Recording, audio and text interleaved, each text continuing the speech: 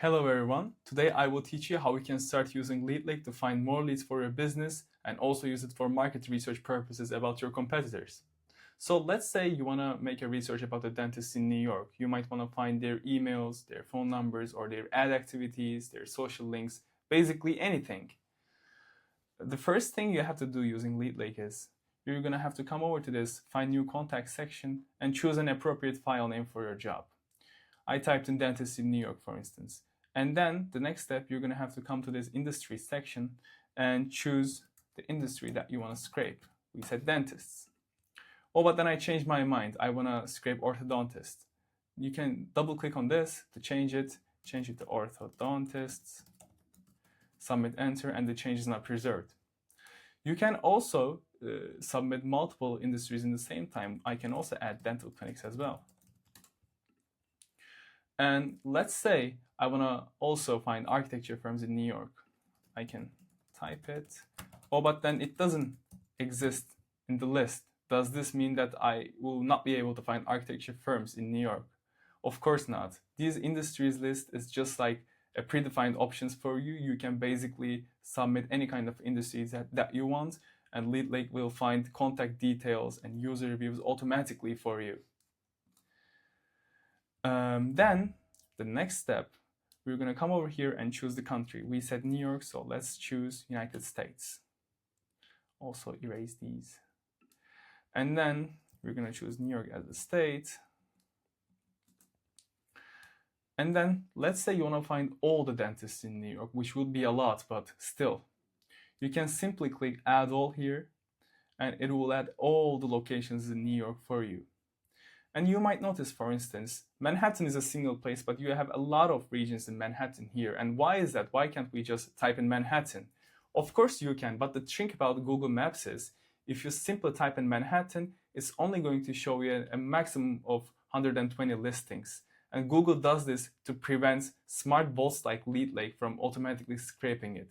So what we do instead is we break down such populous regions like Manhattan or like states or countries into smaller sublocations, and we run queries for each one of them so that we can extract as many information as possible. And let's say you decided to erase all of these. Do I do this one by one? Of course not. You can just come over here and hit clear all. And then you can also, for instance, you only want to scrape Manhattan in New York. You can just type in Manhattan here. If you submit enter, it's going to add all the locations in Manhattan automatically for you. And you can also double click and change again. Or if you want, you can also add locations one by one. And the next step is we also should select the language option from here. And why is that? Because Google optimizes its search results based on the language that you choose. So for instance, if you're scraping for UK, US, Australia, you should choose an appropriate language, which is their native language, English. But for instance, if you're scraping for a non-English speaking country, such as Germany, let's say, while you can also specify English as the language, and for instance, you can say dentist in Berlin, let's change this to Germany, clear all of these, and choose Berlin from here. If you submit this, it's going to perfectly find the dentist in Berlin for you. But instead, if you were to choose the language German from here and write the industry in its German counterpart, let's say Zahnarzt, it's likely to find you a bit more emails compared to searching for this in English. And because this listings in Germany are optimized based on the local language, which is German. But if you don't want to go into trouble, you can always search for English terms all around the world, and it's been tested and it's working perfectly well. So let's keep this for the example's sake. Once you enter all of this information, you will see some estimations appearing over here, which is the estimated time of completion and the estimated number of emails. And the reason why this is like such a long range is because the estimated time of completion depends on the CPU of your local computer and also the network bandwidth, and the number of emails depends on whether the niche that you've chosen is likely to list emails on their listings or not. And next, before start scraping, you can also see these advanced options over here. This is only for people who are, doing big scrapes. For instance, let's say hundreds of thousands of locations over here. So if you click on these advanced options, you will see the proxies option. What a proxy is, for instance, if you do such a long scrape about, like, let's say hundreds of thousands of places, then Google is likely going to temporarily ban your IP. So what you have to do is, in that case, you can type in some HTTP and HTTPS proxies. Here, let's say, you can say HTTP sample 1, and let's say HTTP sample 2. And if you hit start scraping, it's going to rotate between these proxies so that your IP is going to remain not banned, basically. But this is only for very big scraping tasks. And if you, for instance, only want to scrape New York, or if you only want to scrape whole of Germany, basically, you don't have to type in any proxies. So we have filled out all the necessary parts, and we can hit start scraping. And now you will see that the task is in the pending status. And why is this? Because we also have another task that is working. LeadLake processes tasks one by one to avoid any IP bans, such that the requests that go out are limited by a maximum amount. So I've already started this dentist in Germany task, and I'm going to show you its CSV contents. But before I do that, I want to also give some tips and tricks. So for instance, if you hover over this status chip, you will see an estimated time of completion for this. And you can also see that there is a download button over here, but it's not complete yet. And the reason because if you have such a long scraping task, sometimes our users want to check if the task is still being processed correctly or not. Or maybe there was a disaster and the app lost connection to internet multiple times, and the task unfortunately failed. In that case, we don't want you to lose your data. So what we do is we still keep this download button available at all times, so that even if your task is not complete, you can download whenever you want. And in some rare instances, like I said, if you're doing such a long scraping task, Google might ban your IP only temporarily, and then LeadLake is going to notice this ban, and then this status might turn into retry.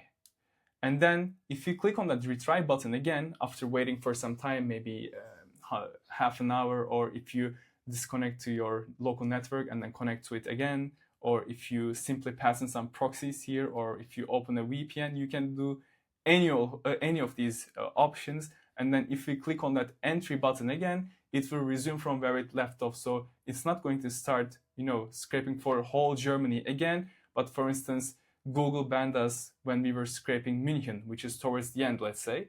So it's also only going to continue scraping from München.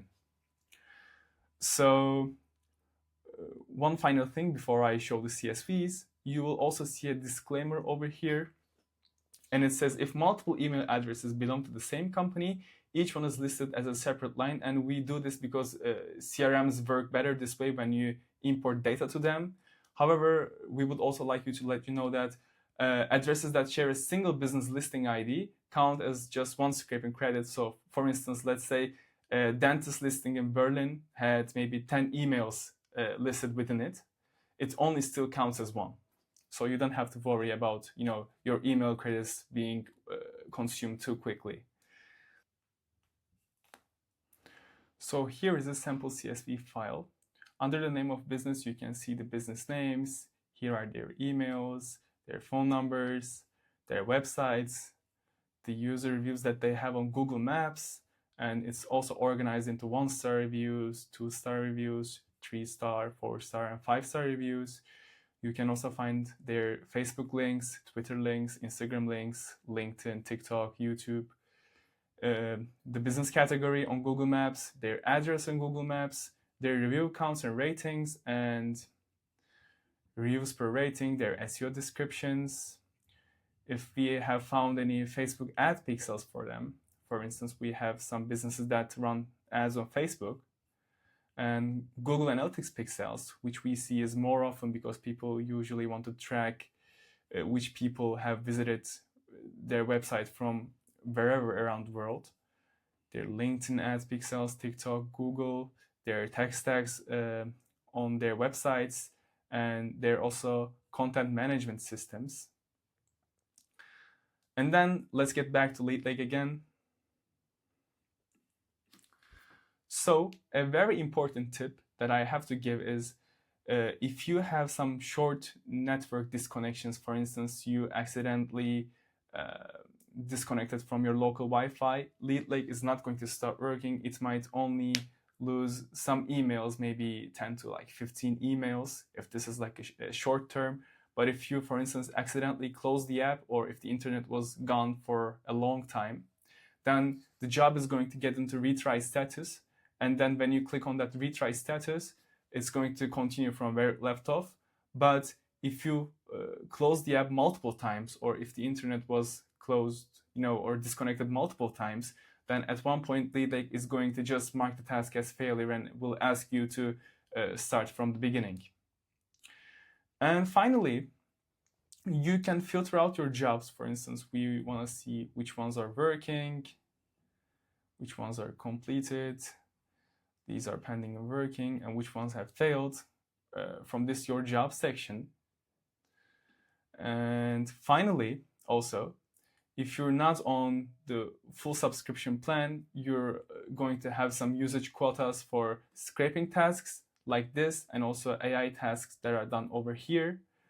And to learn more about your subscription plan, when is your subscription expiring, and how many quotas do you have left, you can go to the settings section, see more information about your current license, and also how many of your email scraping credits have you used and how many are left. And this is basically it. Thanks for listening, and we really hope that you find LeadLake useful, and we really hope that you find leads for your business.